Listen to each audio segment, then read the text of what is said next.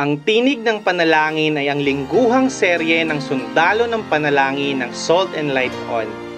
Tayo'y magdalanginan, ipapanalangin namin kayo at ipanalangin nyo rin kami. Ama naming Diyos, naway ang kalooban mo lamang ang siyang maghari sa sangkalupaan, hindi ang kalooban ko, kundi ang kalooban mo ang mangyari. Ang kalooban mo ang siyang maging kalooban ko, dito sa lupa para lang sa langit. Sa makapangyarihang pangalan ni Jesus. Amen. Ating muling pagbulay-bulayan ng salita ng Diyos tungkol sa Kolosas 3. Ipinaalala sa atin ng Efeso 6 na isuot natin ang pandigmang galing sa Diyos upang mapagtagumpayan natin ang lahat ng atake ng kaaway at manatiling nakatayo hanggang sa huli. Ang Kolosas ay sinulat ni Pablo at nasulat ito sa pagitan ng 58 at 62 sa taon ng Diyos. Ang layunin ng pagsulat ni Pablo ng sulat na ito ay upang talakayin ang bawat aspeto ng buhay Kristiyano. Unang tinalakay ni Pablo ang tahanan at pamilya, trabaho hanggang sa kung paano pakikitunguhan ng ibang tao. Ang tema ng aklat ay ang kasapatan ng ating Panginoong Hesukristo sa pagtagpo sa lahat ng ating pangangailangan sa bawat aspeto ng ating mga buhay. Isinulat ang Kolosas upang labanan ang mga maling katuruan na dumating sa Kolosas na naglagay sa iglesia sa panganib.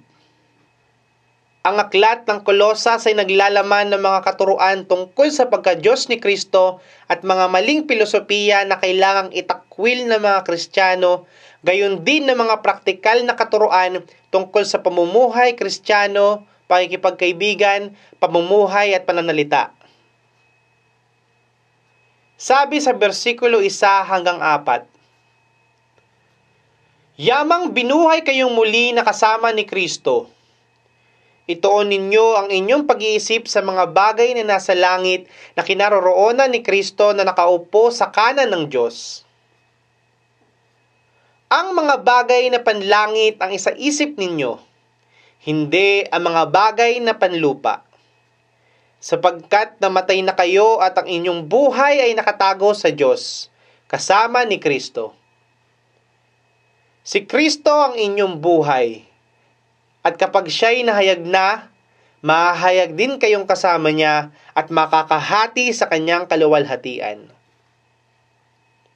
Kaya bilang Kristiyano na binigyan ng Diyos ng bagong buhay, hubarin na natin ang ating lumang pagkatao at isuot ang bagong pagkatao bilang tayo'y nakipag-isa na kay Hesukristo. Patayin na natin ang pagnanasang makamundo at ituon ang ating kaisipan sa mga bagay na makalangit. Alam natin na tatanggap ng parusa ang lahat ng ayaw magpasakop sa Kanya at silang lahat ay mapapahamak lamang. Ang kagustuhan sa mundo ay kapahamakan at paghihirap. Ngunit ang makalangit na kagustuhan ay nagbibigay ng kaligtasan at masayang buhay. Ang kabanalan ay isang ebidensya o nakikitang bahagi na ikaw ay ligtas. Kaya sundin natin ang lahat ng mga praktikal na pamumuhay Kristiyano na itinuro sa atin ni Pablo nang sa gayon makapamuhay tayo ng tama at kalugod-lugod sa Diyos. Ano man ang ating gagawin o sasabihin, gawin nating lahat sa pangalan ng Panginoong Hesus at sa pamamagitan niya'y magpasalamat tayo sa Diyos Ama.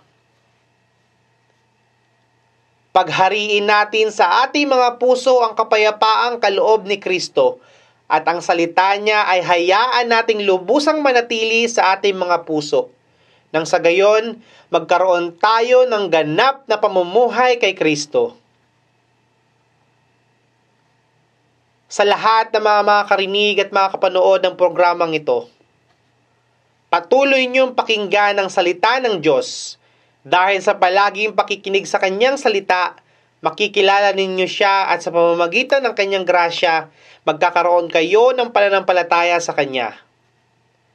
Naway ang habag ng Diyos ay sumainyo nang sa gayon, maging kayo ay makasalo namin sa pag-ibig at pananampalataya na tayong lahat ay makakasama niya sa kanyang kaharian.